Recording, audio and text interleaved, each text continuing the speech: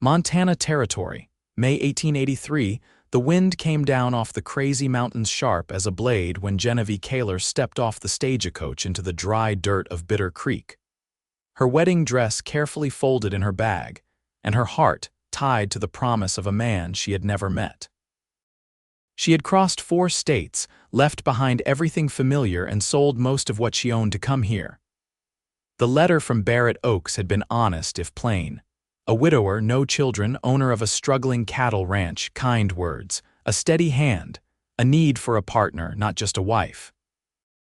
That was enough for her, but the man waiting at the edge of the dusty Main Street was not her groom.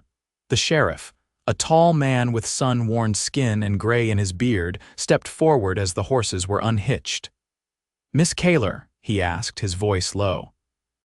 Genevie nodded, her fingers tightening around the strap of her bag. "I'm sorry to be the one to tell you, but Barrett's been arrested 3 days ago. He's in the county jail over in Red Bluff. Horse theft, they say." Her heart dropped. "That cannot be right." He glanced down, then back at her. "You are still his legal wife-to-be. If you want to go see him, I can arrange a ride." Genevie stared past him at the sun-baked buildings, then toward the hills in the distance. "Yes," she said. "I came all this way." "I will see him." 2 hours later, she was seated across from iron bars, her hands cold in her lap despite the heat in the air, and there he was.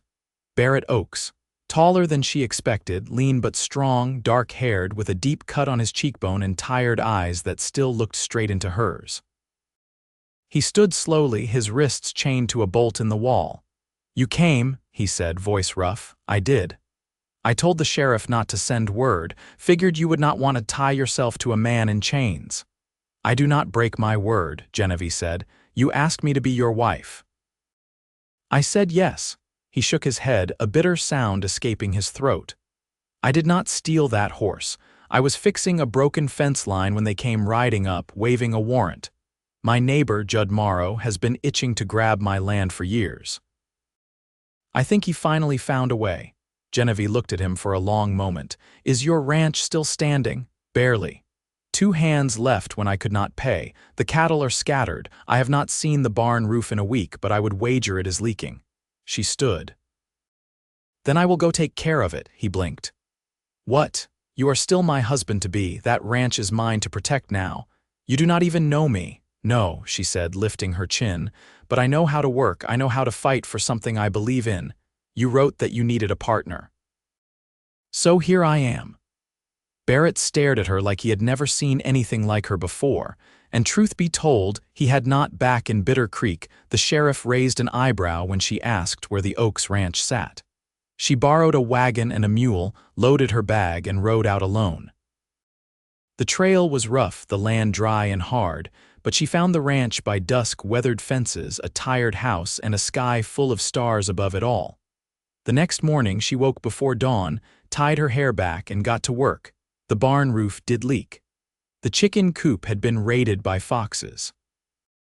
The water pump groaned with every pull, but she did not stop. She patched, repaired, hauled feed, and by the end of the 3rd day she had 7 cattle rounded back into the corral and a roof that no longer dripped. The 4th day, a man rode up. He had a rifle on his saddle and a boy maybe 10 years old beside him. When he tipped his hat, Genevie saw the same sharp look she remembered from Barrett's letter, the one he described as Judd Morrow's. "You must be her," the man said. "The mail-order bride." "I am Genevie Oakes. You are not married yet." "I will be," he smiled, but there was no warmth in it. "This land is slipping through Barrett's fingers. You keeping it alive will not stop that. You ought to pack up and go before the sheriff posts the foreclosure." "I am not going anywhere." The boy with him, thin and pale, stared at her with wide eyes. She looked at him and saw something else: hunger, not just for food, but for something safe. After they rode off, she found a small photograph in the barn, Barret and a woman long dead, holding a baby. On the back, "Vera, spring 1876. Her chest tightened. That night she asked the sheriff about the child. He confirmed it. Vera had died of fever. The boy, named Vaughn, had been taken in by the Morrows when Barret could not feed him. No one said much about it after that. She returned to the ranch and wrote to the judge in Red Bluff, requesting permission to marry Barret in jail. It came 3 days later. Genevie wore her dress, the one she had carried across state lines, and stood across from him in the jailhouse with the sheriff as witness. Barrett's hands trembled when he repeated the vows. "I do," he said, voice breaking. "I do," she answered. He kissed her gently through the bars. She held his face in her hands like they had always known each other. When she stepped outside, the sun was high and warm on her face. She was a wife now, and the ranch was hers to save. She had 4 cattle left to find, fences to mend, and a boy to bring home. And a husband who, for the first time in his life, had someone fighting for him. The morning after the wedding, Genevie stood at the ranch gate, sleeves rolled, hair tied back with a strip of muslin. A pair of crows bickered on the fence post, wings flashing in the sun. She'd spent the night cataloging what tools were left and what might be bartered for at the supply store. The ledger in the desk drawer showed little to work with, but she'd lived with less before.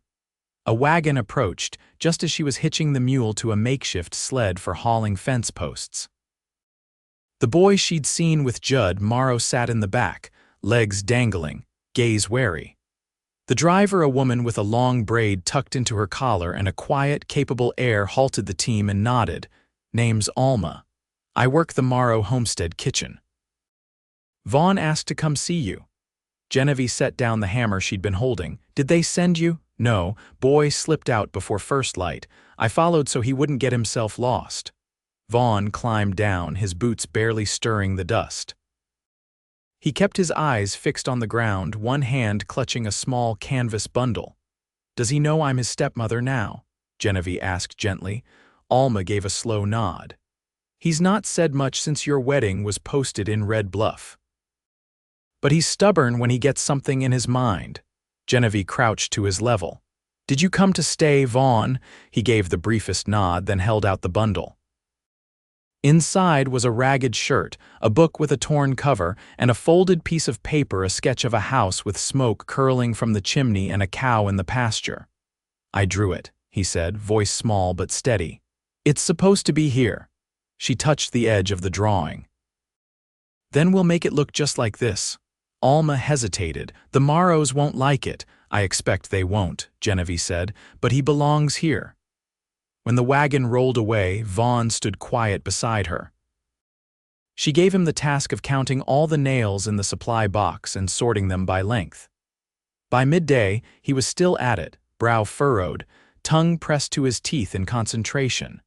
That evening, she cooked beans and cornbread over the stove that coughed smoke from a cracked flue.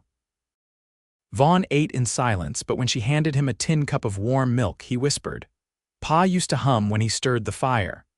She didn't answer, only gave the fire a stir and hummed low in her throat, something slow and without words.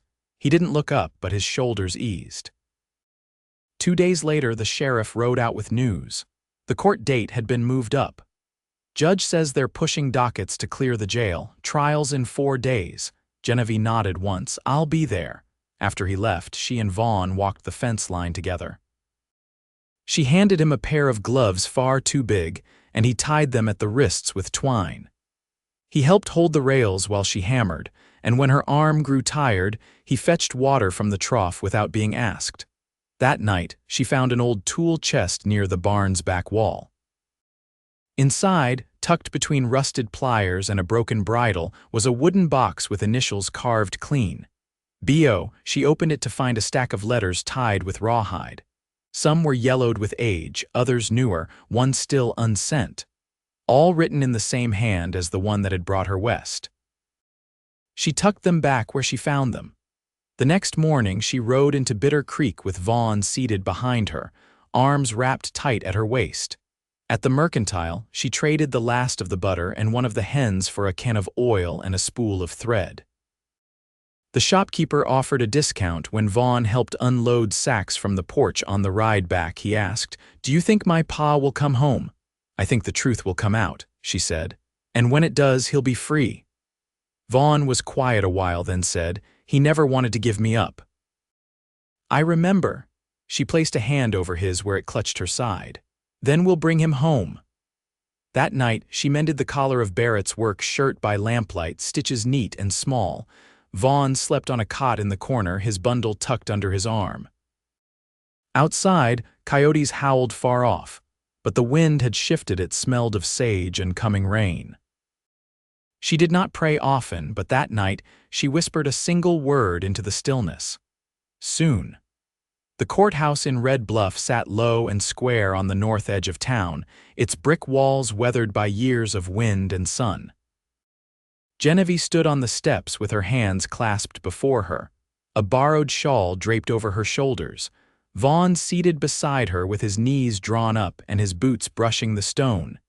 Inside, the courtroom was already half full. Ranchers, clerks, a few townspeople without much else to do on a Thursday morning. Genevie kept her head high as they passed, aware of each glance, each whisper. Vaughn's hand found hers without looking. Barret was brought in through a side door, chains gone, cuffs still tight around his wrists. He wore the shirt she'd mended. The judge called the room to order with a voice flat as gravel, and the trial began. No one asked Genevie to speak. She sat still, listening as Judge Morrow took the stand and spoke of his missing gelding, of boot prints near the fence line, of a saddle found in the ravine. He never mentioned the years of sour dealings between their families, never said aloud the way he'd tried to buy the ranch twice before. But Genevie watched the set of his mouth and the way he avoided looking her way. Barret's lawyer, a man who smelled of pipe smoke and peppermint, called one witness an old ranch hand who'd once worked both properties and still owed Barret a favor. He spoke slow, but clear. Said he'd seen the Morrow boy riding the gelding 2 days before it was reported missing. Swore to it under oath. No one gasped. The room just shifted, quiet as cattle before a storm. The judge leaned back, rubbed his temple, and adjourned for the noon hour. Outside, Genevie sat with Barret on a bench in the alley behind the jailhouse, a deputy leaning against the wall nearby. "You came," he said, watching her face like he was trying to memorize it. "You wore the shirt," she answered. He gave a soft exhale. "I wasn't sure I'd see you again." "I told you I don't turn away." Barret nodded, then glanced at Vaughn, who was peeling the bark off a stick between his knees. "He's taller. He eats without being told, sleeps light, carries more than he says." Barret looked at the boy for a long time. "He used to fall asleep on my chest in the hayloft. I'd tell him stories about horses with feathers and rivers that ran backward." His voice caught. "Then I couldn't feed him, couldn't keep him warm. I thought he'd be better off. He wasn't," Genevie said. Barret blinked against the sun. "You're different than I pictured. I'm not what you pictured at all." "That's not what I meant." She touched the edge of his sleeve. "You're not either." He turned his hand slowly, let his fingers find hers. "Did you mean it, marrying me?" "All of it. I meant every word I said. And if I don't come home, you will." Barret studied her. "You fixed up the place." "I did what I could." "Did Vaughn help?" "He did what he could." Barret's mouth pulled into something quiet. "I'd like to see it again." Genevie gripped his hand tighter. "You will." When the trial resumed, the judge's decision came swift. Not guilty, no fine, no further charges. Barret stood still a moment before stepping down, as if waiting for the floor to shift beneath him. Genevie rose and met him halfway, her hand steady on his arm. Vaughn didn't speak, just walked up and wrapped his arms around his father's middle, face pressed to his ribs. Barret's hands trembled as he laid them on the boy's shoulders. "You came back," he murmured. Vaughn nodded against him. "She said you would too." They left Red Bluff as dusk settled, the wagon creaking under the weight of Barret's silence. Genevie drove, reins in hand, her eyes on the road ahead. The mule plodded steady, and behind them the lights of the town faded into the dark. At the ranch, the moon rose pale over the hills.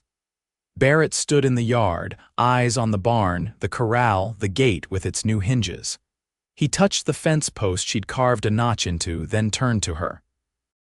"I thought I'd lost everything." "You didn't." He looked at her, and the space between them closed without need for words. He stepped close, his hand brushing her jaw like he was asking permission. She leaned into it, her breath hitching once.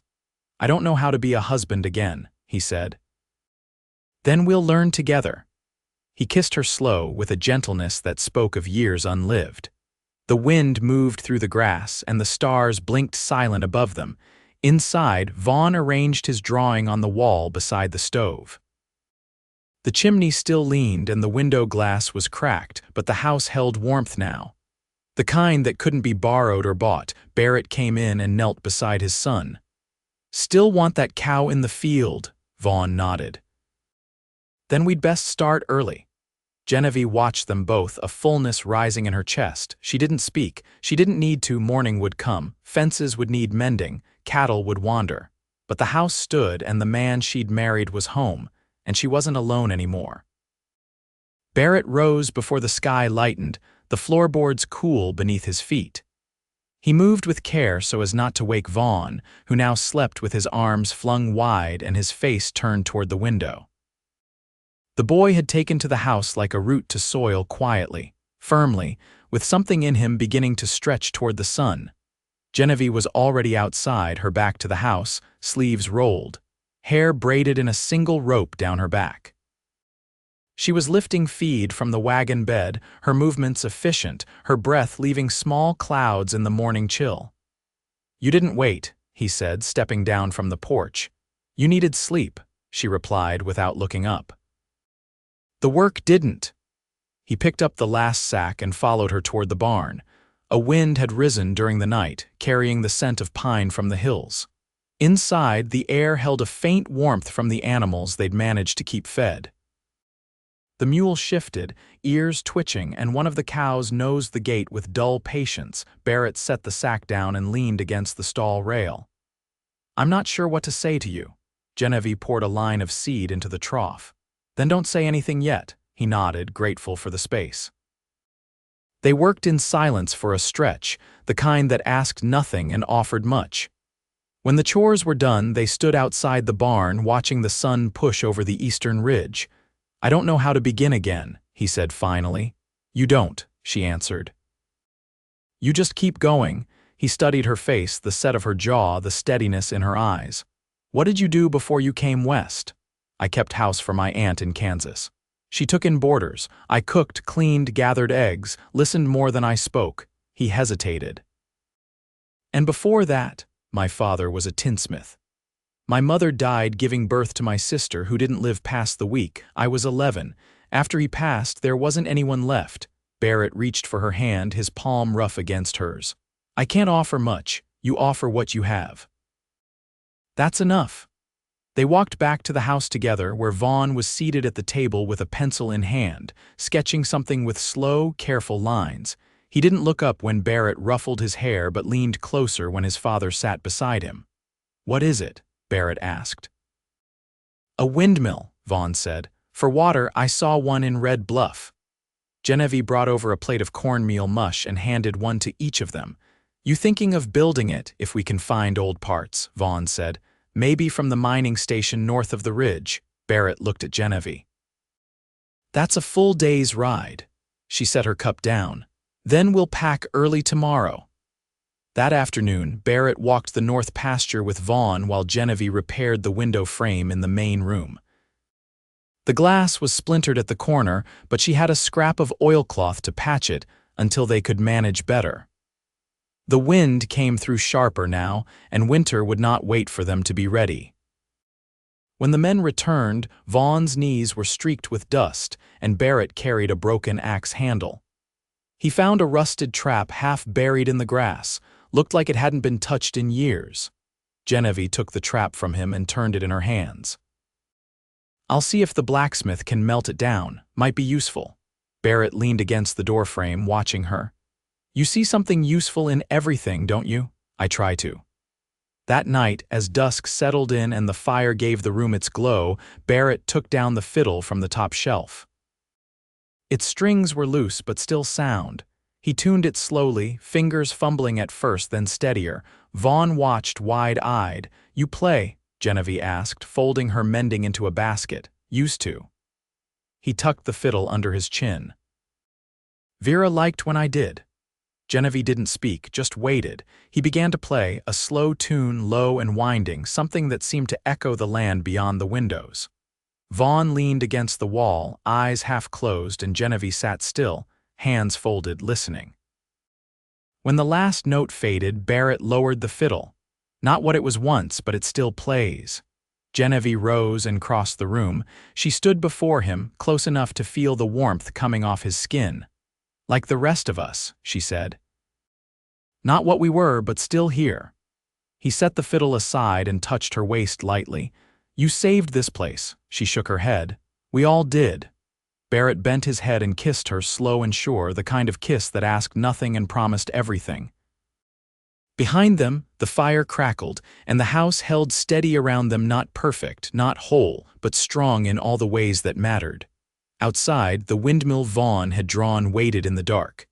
And tomorrow they would ride toward it. The morning they left for the mining station, Genevie packed bread wrapped in oilcloth and a jar of pickled onions she'd found sealed tight in a crate behind the root bin. She'd nearly forgotten it was there, but the weight of the day ahead pressed practical thinking to the front of her mind. Vaughn buttoned his coat with practiced care, and Barret adjusted the harness on the mule with the quiet focus of a man easing back into rhythm. The trail north followed the edge of the ridge, where the grass grew in sparse patches, and the wind moved hard across the open. Vaughn rode between them on the wagon's bench, his eyes shifting over every break in the land. He held the map he'd drawn, folded twice and tucked into a stitched leather pouch Barret had made from a scrap of old saddle. By afternoon, they reached the abandoned station, just two buildings left standing, both leaning like they were listening to the hills. Wind had worn the roof flat on one side, and rusted metal lay scattered like bones across the hard, packed earth. Genevie stepped down first, her boots pressing marks into the dust. "There," Vaughn said, pointing. "That frame's wide enough to hold blades." Barret walked the perimeter, glancing at the remnants of a broken shaft near a pile of discarded gears. His fingers brushed a length of pipe half buried in the ground. "Could be the right size for a tower leg. It'll need reinforcing." Genevie climbed into the building and returned with a coil of wire and a crate of nails that had somehow escaped rot. "If we brace the base with stone, it might hold." "We'll need to cut a new vein." They spent the next hours loading what could be salvaged. Vaughn carried bolts in his shirt hem. Genevie tied the crate shut with rope, and Barret fastened the longer pieces with strips of leather and a length of chain. They moved without hurry but with purpose, each task folding into the other. By the time the light turned amber, the wagon was heavy with metal and rust, and the three of them were streaked with dust and sweat. They camped a mile south, near the edge of a dry creek. Barret built the fire while Genevie sliced bread and passed Vaughn a strip of jerky she'd tucked in her coat pocket. The boy ate with his legs crossed beneath him, gaze steady on the firelight. "You ever think about leaving this place?" Barret asked, his voice low. Genevie tore a piece of bread in half. "Every day when I first arrived, but not anymore." Barret shifted, his arm brushing hers. "Why not?" She watched the flames flicker along the curve of the pot. "Because it's not just land now. It's where things began again." Barret touched her hand beneath the blanket draped across their legs.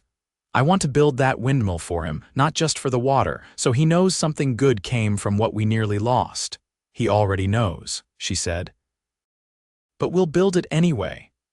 They returned the next day with the wagon groaning beneath its load.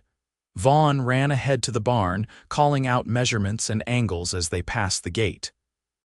Genevie set to boiling water for washing, and Barret laid each piece of metal out in the yard, arranging them in a pattern only he seemed to understand. By the end of the week, the base was standing.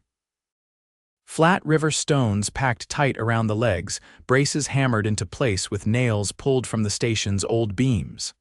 Vaughn climbed the lower rungs each day, checking for sway. He added a wooden perch halfway up. "For watching storms," he said. The blade took longer. Barret carved each length from spare boards and balanced them against a center wheel Vaughn had sanded smooth. When they lifted it into place, Genevie held her breath until it spun once, catching the wind with a slow, soundless turn. "It's working," Vaughn said, eyes wide. Barret stepped back, hands on his hips. It's his now.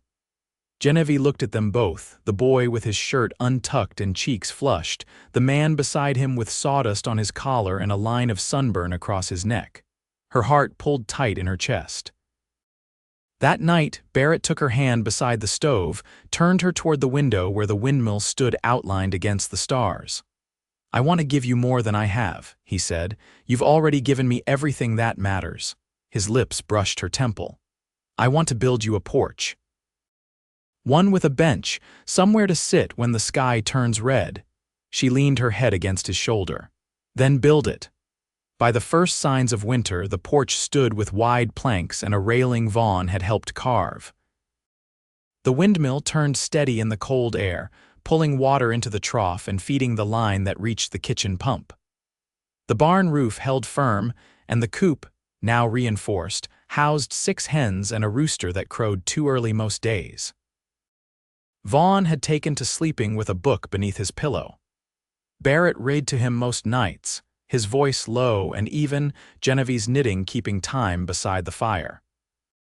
Their days had found a rhythm: fence work in the morning, shared meals at noon, repairs and planning in the afternoon, and laughter more often than not come nightfall. One evening, as snow gathered along the edge of the windowsill, Barret brought out a small carved box. He handed it to Genevie without a word. Inside was a silver ring plain, saved from Vera's family, cleaned and polished until it caught the light. "I'd like to give it to you properly," he said. "No bars between us this time." She held his gaze. "Then put it on me." He did, hands steady, and kissed her palm after. Vaughn pressed his face into her side, not speaking but holding fast. They sat together on the porch that night, wrapped in a quilt, the windmill spinning slow above them. Snow whispered across the yard and the stars shone clear through the cold sky. Their home stood solid behind them. The land was hard, the winters long, but they had each other now, hearts mended not by chance, but by effort, forgiveness, and quiet, enduring love. And nothing, no storm, no loss, no past too heavy could take that from them again.